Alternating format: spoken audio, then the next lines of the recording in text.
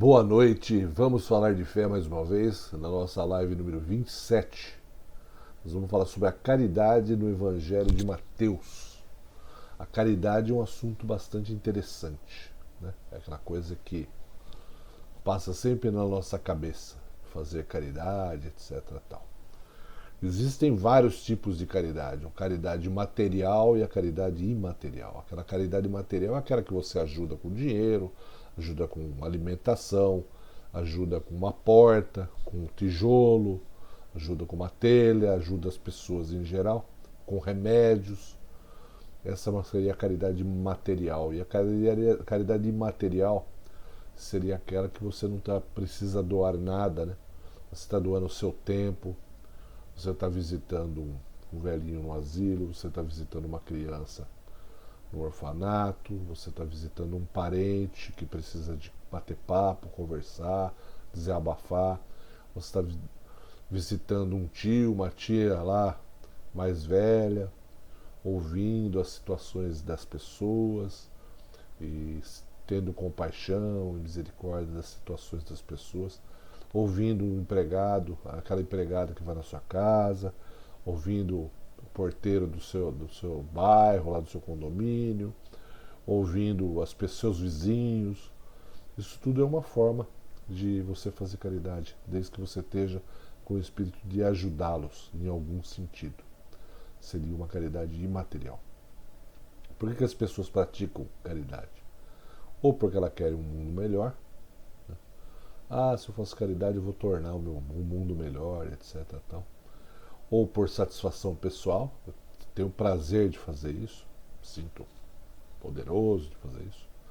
Em busca de recompensa espiritual, então quanto mais caridade fizer, mais eu vou para o céu, né? Por gratidão, eu tenho tanto, então eu tenho que dividir um pouco com os outros, não necessariamente por fé ou por religião. Pode ser por vaidade, preciso me mostrar como eu sou poderoso, como eu ajudo os outros. A minha autoimagem é de poder, né? Nossa, eu sou sensacional, eu sou caridoso, né? Ou pode ser por amor ao próximo puro, aquele amor puro ao próximo. Quando você aprende os ensinamentos de Jesus e vê que somos todos iguais e temos que olhar para todos como iguais, com misericórdia, com caridade, com compaixão dos demais. A questão teológica sobre a caridade na Bíblia é bastante complexa. Você acredita que você vai se salvar pelas suas obras, pela sua caridade? Ou as obras é que fazem, ou a fé é que faz você fazer a caridade? Então, que adianta uma pessoa que não segue os ensinamentos, a palavra de Deus, as coisas boas, e ele faz um monte de caridade? Ele está comprando a salvação? É isso? É isso que passa pela mente dele? Ele está comprando a sua salvação?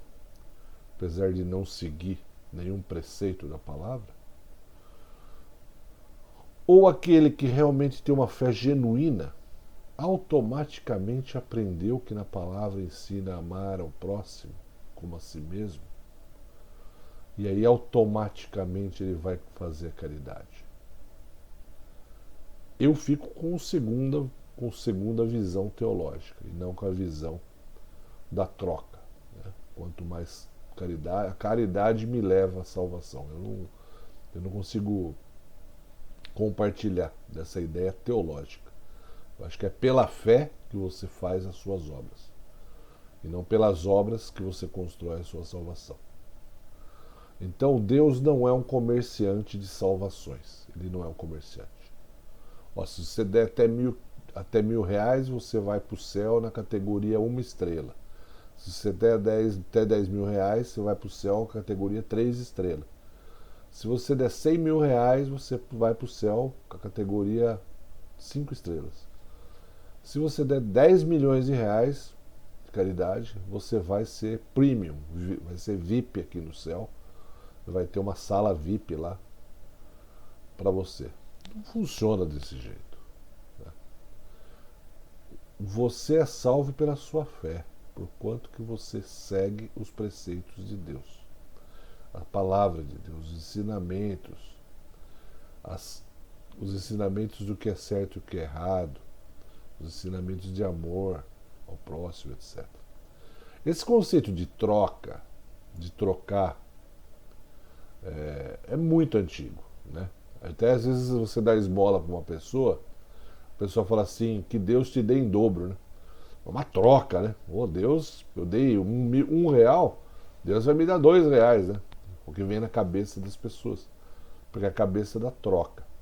Esse conceito da troca é um conceito que foi implantado pela igreja há muito tempo atrás. A Igreja Católica implantou isso no século XVI, né?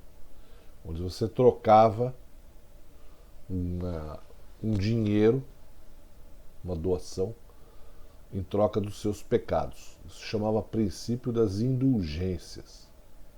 No século XVI. Era uma espécie de carta que era vendida aos fiéis, e ao comprá-la, os cristãos recebiam perdão dos pecados cometidos. Então ele chegava lá e falava, ó, briguei com a minha mãe, cometi adultério com a minha mulher, eu roubei o meu sócio, ou bati nos meus filhos, quanto deu aí? Ah, deu 250 coroa. Ele pagava, saía com a cartinha, tô perdoado. Show de bola. O negócio era tão bizarro que a indulgência você comprava o perdão futuro. Né? Você podia chegar lá e falar assim, não, olha, eu ainda vou matar uma pessoa, eu vou trair minha esposa, eu acho que eu vou ter umas briguinhas com meus vizinhos e vou enganar mais umas 3, 4 pessoas. Eu gosto de enganar as pessoas. Quanto que deu aí? Deu 500 coroas. Eu pagava, saia com a indulgência futura. Ou seja, já saía com o perdão dos meus pecados futuros. Olha que coisa extraordinária. Essa é uma grande deturpação teológica do uso da palavra de Deus. Isso é uma deturpação absurda, né?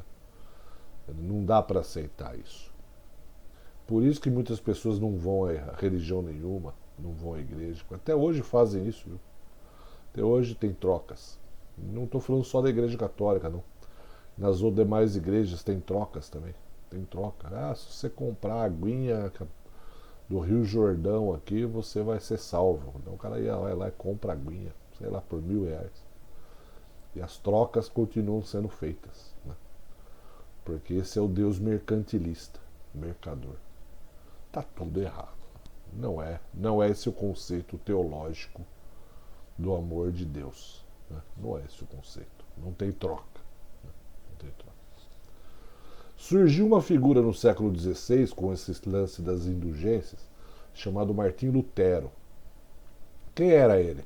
Era um monge alemão católico, e ele achava inaceitável a situação de ter indulgências, comprar pecado passado, pecado futuro. Ele achava isso aí uma coisa inaceitável.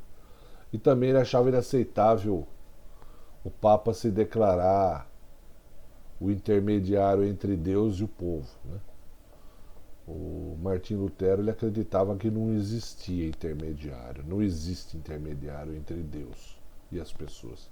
São as pessoas e Deus, não tem intermediário. Então Martinho Lutero, ele se rebela contra esses conceitos em cima de 5 princípios básicos. O primeiro, sola scriptura. Somente as escrituras me bastam. Sola fide. Somente a fé me basta. Sola gratia. Somente a graça de Deus me basta. Solus Christus. Somente Cristo me basta. Solo Deo Glória, somente a glória de Deus me basta. Em outras palavras, salvação pela fé, sem intermediários. Era a visão de Martinho Lutero, que é o estopim da reforma protestante no mundo, que gera inclusive as demais religiões protestantes, evangélicas, etc, etc, etc. Voltando ao conceito da caridade, dentro de Mateus 6, 1, 4, que é o nosso título do nosso encontro de hoje, o que ele fala? Em 4 versos apenas. Tenha o cuidado de não praticar sua obra de justiça, sua caridade, diante dos outros, para serem vistos por eles. Se fizerem isso, vocês não terão nenhuma recompensa. Fazer para os demais verem que você faz caridade. Portanto, quando você der esmola, não anuncie isto com trombetas, como fazem os hipócritas nas sinagogas e nas ruas, a fim de serem honrados pelos outros. Eu garanto que eles já receberam sua plena recompensa. Mas quando você der esmola, que a sua mão esquerda não saiba o que está fazendo a direita, de forma que você preste a sua ajuda em segredo. E seu pai que vê o que é feito em segredo o recompensará. Ou seja, não, a caridade não é para ser feita por vaidade, para se mostrar, para contar para os outros, não é feita para isso. É para ser feito com o coração, amor ao próximo. Eu entendo que nós não somos perfeitos. Portanto, não espere você atingir a sua perfeição para você fazer caridade. Faça, mesmo que tenha um pouco de vaidade, mesmo que você fale um pouco para os outros, mesmo que você encha seu ego, sua autoimagem de eu sou o bondoso. Faça, mas exercite para atingir um estágio maior na sua espiritualidade. Nós nunca seremos perfeitos. A caridade pelo coração e não pela vaidade, não pela satisfação pessoal de fazer, não pela troca, pela salvação, e nem pela autoimagem. Ah, eu sou sensacional. O entendimento do amor ao próximo, que está nos evangelhos, é que deve mover a sua ação da caridade, e nada mais que isso. O mundo ideal é fazer a caridade pelo amor que transborda do seu coração em relação ao próximo. O quanto você faz de caridade pode ser um sinal de quanto você tem amor ao próximo. Se você não faz caridade há muito tempo, talvez o seu amor ao próximo esteja muito diminuído. Se você faz toda hora, apenas se policie para saber se você não está fazendo por vaidade, por obrigação, por autoimagem, ou para os outros saberem. Eu que vos falo aqui, aprendi que a caridade é uma coisa essencial no berço da minha família, do meu pai e da minha mãe. Não era a minha fé legítima que me moveu a fazer caridade. Foi uma cultura familiar, um ensinamento familiar de uma família cristã. E acabou me empurrando a criar uma prática de fazer caridade. Né? Mas não foi a fé legítima. Eu já fiz caridade e contei para os outros com orgulho e com vaidade. Eu já fiz caridade e toquei trombetas. Já fiz isso também. Né? Como dizia Salomão no Velho Testamento,